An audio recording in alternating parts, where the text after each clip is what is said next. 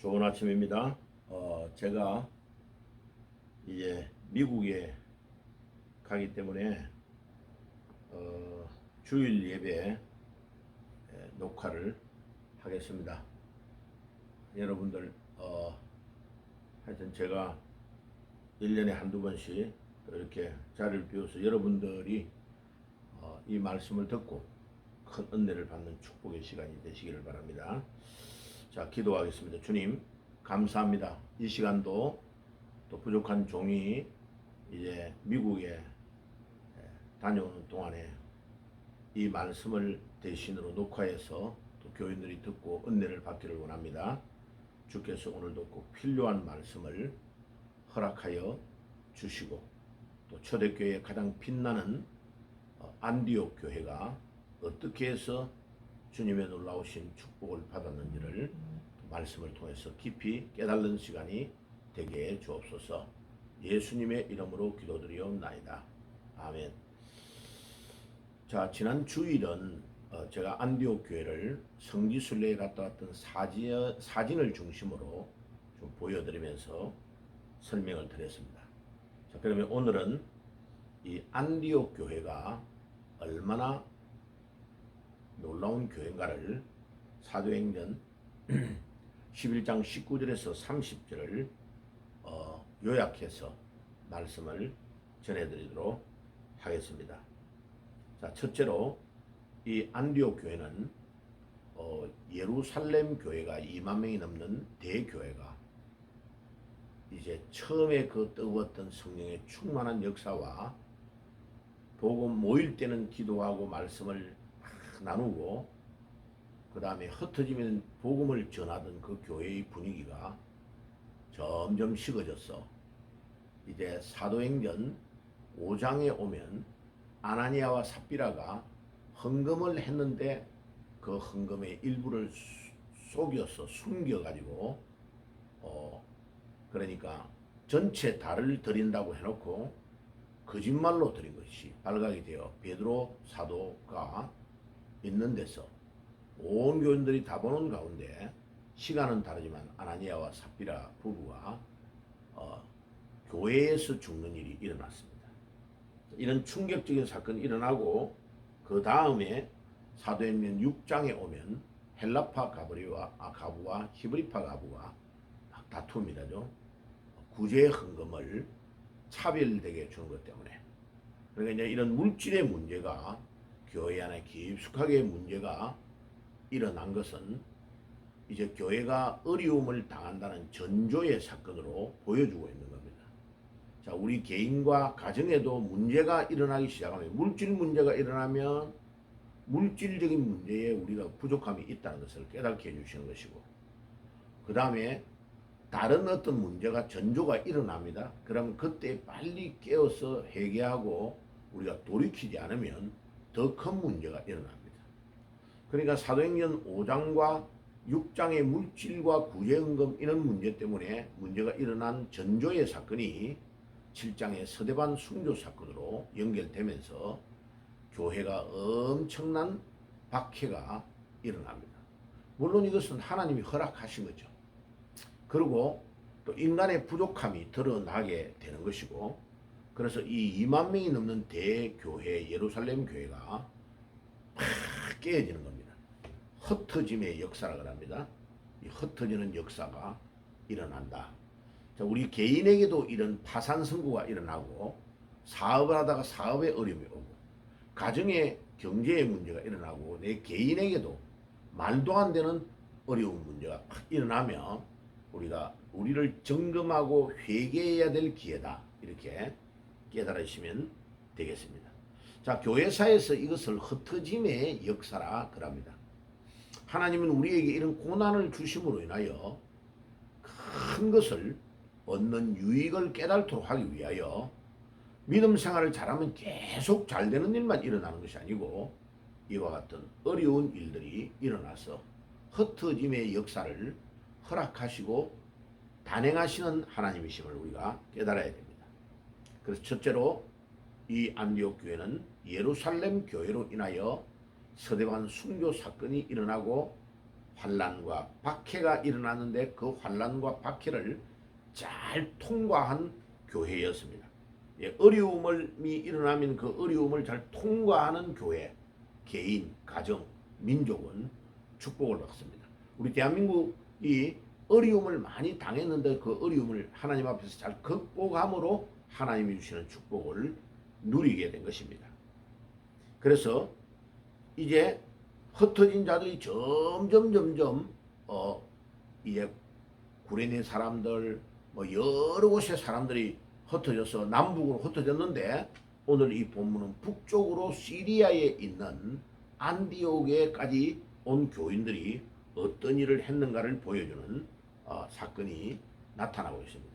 그 당시에는 유대인들 중심으로 기독교가 전례가 되는 초기의 단계였는데 유대인에게만 복음을 전했는데 19절에 보면요.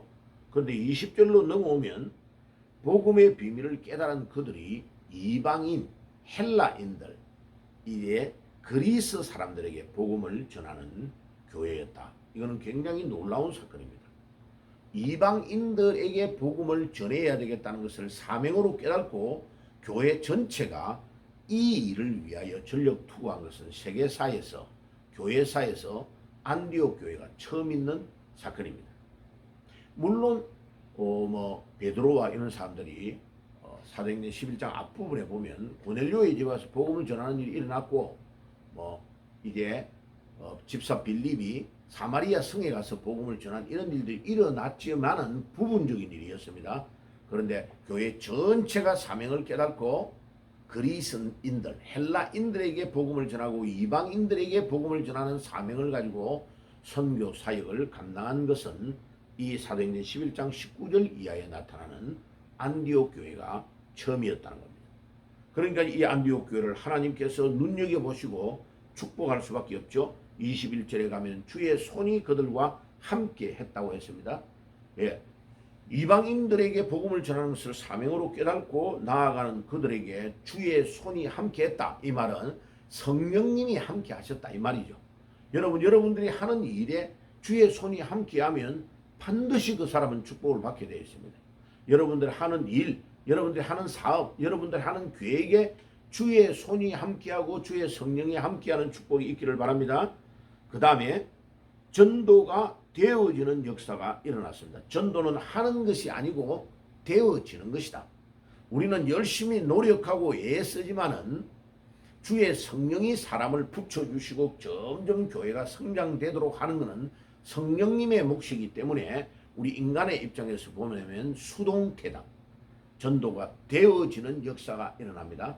마가복음 16장 끝부분에 보면 사도들이 복음을 두루 전파할 때에 놀라운 복음 운동과 전도가 되어지는 역사가 일어났다고 마지막 16장 끝부분에 그 말씀을 언급하고 있습니다. 그래서 전도는 하는 것이 아니고 되어지는 것이다. 우리는 열심히 노력하고 애써야 될 복음을 때를 얻든지 못 얻든지 항상 힘써야 되는 것은 우리의 사명이지만은 전도가 되고 열매가 드러나는 것은 성령님이 하시는 일이고 우리 입장에서는 전도가 되어지는 것이다. 그 다음에 22절에 가면 좋은 소문이 났다고 그랬습니다. 좋은 소문. 이 좋은 소문이 아주 중요합니다. 계속 좋은 소문이 나가면 그 교회는 성장되어지고 교회가 잘 될 때에는 반드시 목사님을 성도들이 자랑하고 설교를 자랑하고 교회를 자랑하는 일이 일어나고 좋은 일들이 막 좋은 소문이 납니다. 그러면 그 소문을 들은 자들이 점점 모여드는 거죠. 우리 야한교회에 이런 축복이 있기를 바랍니다. 또 유튜브를 듣는 여러분들을 통해서 말씀이 점점 증거되어지는 놀라운 역사가 일어나기를 주의 이름으로 축복합니다. 그 다음에 23절에 보면 하나님의 은혜가 넘쳤다. 우리가 아무리 노력하고 애써도 하나님께서 은혜를 주시지 않으면 헛일입니다. 이 은혜는 그레이스라고 그러죠, 영어로. 근데 헬라어로는 하리스. 독일 사람들은 하리스, X를 하리스라고 발음하고 영미계통의 사람들은 카리스라고 발음하기도 합니다. 이 하리스, 하나님의 은혜가 우리에게 넘치는 것 엄청 중요합니다. 하나님의 은혜가 여러분들의 개인과 가정과 교회 위에 이 민족 가운데 넘치기를 주의 이름으로 축복합니다. 훌륭한 지도자가 24절에 보면 나타납니다. 이 바나바죠. 바나바는 굉장히 좋은 사람이다. 그냥 좋은 사람 정도가 아니에요. 예, 그의 삶이 복음을 위하여 살고 전 인격이 이미 변화되어 있는 사람이니까 이 바나바의 얼굴만 봐도 모든 사람들이 존경할 수밖에 없는 사람이었다. 이런 뜻이죠. 우리 한글 성경은 착한 사람이라고 했는데 착하다는 것보다는 좋은 사람. 윤리적으로 도덕적으로 착한 정도가 아니고 전 인격적인 변화가 일어나서 많은 사람에게 감화력을 주는 그런 인격자였다. 이런 뜻이죠. 그런데 이 바나바는 훌륭한 것이 한두 개가 아니고 유튜브로 제가 이미 올려드렸어요. 이 사람은 그 시대의 가장 중요한 인물인 사울이 본명이고 나중에 바울, 이름이 두 개죠.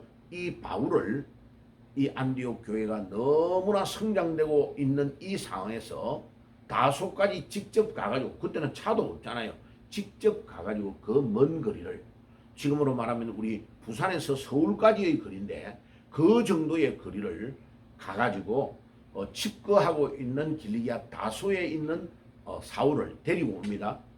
이 사울을 데리고 와서 같이 공동 목회를 하며 안디옥 교회를 섬기고 봉사하고 제자들을 양육했는데, 이 교회가 점점 성장되어서 모교에 있던 예루살렘 교회에 선교 헌금, 구제 헌금을 보낼 수 있는 정도까지 성장되고, 이 교회가 세계 최초로 바울과 바나바를 선교사로 파송해서 이방 나라의 복음을 전하는 위대한 인물로 시리아, 키프로스, 그 다음에 튀르키예, 소아시아, 마케도니아, 그리스, 좀 더 나가서 로마까지 복음을 전하는 위대한 교회, 초대교회에서 감히 어떤 교회도 상상하지 못하는 일을 이 안디옥 교회가 거국적으로 국제적으로 선교를 하는 이방 선교의 천병의 역할을 감당하는 교회를 세웠다. 거기에 가장 중요한 역할을 한 사람이 바나바입니다. 그러니까 제가 어저께 올려드린 유튜브에 바나바가 사실은요, 사도 바울이 위대한 인물로 되는 데 결정적 역할을 감당했던 인물이고, 두 사람을 놓고 보면요, 바나바가 더 위대하다고 말할 수 있을 정도로 인격적인 감화와 능력이 탁월했고, 그 당시에 가장 반감이 많았던 이 사울이라는 청년, 유대 율법주의에 바리새파에 빠져있던 이 청년을 개종했을 때에 다른 사람이 접근도 안 하고 만나지도 않으려고 할 때에 이 바나바는 그 먼 거리를 가지고 길리기아 다소에 집거하고 있는 사울을 데리고 와서 공적인 모든 인물들이 알 수 있는 공개적인 인물로 만드는 데에 결정적인 역할을 누가 했느냐? 바나바가 한 것입니다. 그래서 이 바나바는 초대교회에 엄청 큰 공로를 세웠고, 바나바의 생애에서 모든 것들을 다 두고 사울을 찾아내어 발굴하여 세계 선교사의 전면으로 나타나게 한 공로 하나만 해도 천국 가서 위대한 상을 받을 역할을 했다 하는 것을 우리가 잘 알 수 있습니다. 그래서 이 바나바처럼 우리가요, 다른 건 뭐해도 사람을 세우고 복음을 위해서 중요한 일꾼을 일으키는 데 결정적인 역할을 우리가 감당해야 되겠습니다. 그것뿐만 아닙니다. 이 26절에 보면은 이 사울을 귀하게 여겼고 바나바와 바울이 공동 목회를 한 위대한 두 명의 그 사역을 보여주며, 이 공동 목회를 최초로 세계에서 한 인물이고 성공적으로 한 모범적인 교회를 세운 것이 바울과 바나바 두 바시가 큰 역할을 감당한 겁니다. 그리고 그 교회에 제자가 막 일어납니다. 그것뿐만 아니라 26절에서 우리가 꼭 알아야 될 것은 이 수리아 안디옥에 있는 제자들이 처음으로 크리스찬, 그리스도인이라 일컬음을 받았다. 크리스찬이라는 단어는 두 단어가 합성입니다. 그리스도라는 단어의 마지막에 어미인 IAN이 붙은 겁니다. 이 IAN은 헬라어로 이아노스라는 단어입니다. 크리스토스라는 단어에 이아노스라는 단어가 합성되었는데, 이 이아노스라는 단어의 뜻은 belonging to, 누구에게 속했다라는 뜻입니다. 그러면 크리스찬이라는 이름의 뜻은 뭐냐면 그리스도에게만 속했다는 겁니다. 그러니까 크리스찬이라는 이름을 처음으로 칭함을 받는 일이 바깥에 있는 사람들이 안디옥 교회의 교인들을 향하여 크리스찬이라고 평가했다는 말이에요. 그럼 크리스찬이라는 이 이름을 우리 이마에 달고 다니는 것은 뭐냐면 우리는 그리스도에게만 속했다는 겁니다. 그리스도에게만 속한 자는 돈에도 이길 수 있고 권력에도 이길 수 있고 부정부패도 이길 수 있고 모든 것들을 이길 수 있는 힘이 어디에 있느냐? 그리스도에게 속한 자는 모든 것에 자유함을 얻는 고린도전서 9장 19절에 바울이 말했던 참 자유인이 되는 것입니다. 그러니까 공산주의를 이기는 위대한 힘이 크리스찬에게 나오는 겁니다. 왜? 그리스도에게 속해버리면 공산 독재주의를 자를 이기는 능력이 나옵니다. 복음을 방해하는 모든 악한 영의 세력들을 이길 수 있는 힘이 어디에서 나오냐? 그리스도에게 속한 자에게만 일어납니다. 그래서 바울은 로마의 자유가 없는 종을 말한 것이 아니고 바로 이 크리스찬 고린도전서 9장 19절에 나오는 참 자유인에 대한 자유를 누리는 그리스도에게만 속하고 모든 것의 자유함을 누리는 이 참 자유인을 그리스도의 종이라고 표현한 겁니다. 그러니까 많은 목사님들이 로마의 자유가 없는 종, servant나 slave와 같은 종이 아닙니다. 고린도전서 9장 19절에 참 자유인 그리스도에게만 종이고 속해져 있고 다른 모든 것에서 자유함을 얻는 종을 바울은 둘로스라는 종의 개념으로 표현하고 있는 것입니다. 그 다음에 27절에 보면 선지자들이 예루살렘을 방문하고 견학하게 됩니다. 예루살렘 교회까지 소문이 나서 이 수리아 교회를 한번 가보자 이래가지고 많은 주의 종들이 선지자들이 찾아와서 견학을 해서 보는 거예요. 우와 진짜 맞네. 놀라운 일이 일어나고 있네. 교회에 놀라운 증거가 일어나고 있구나 하는 것을 깨닫게 된 것입니다.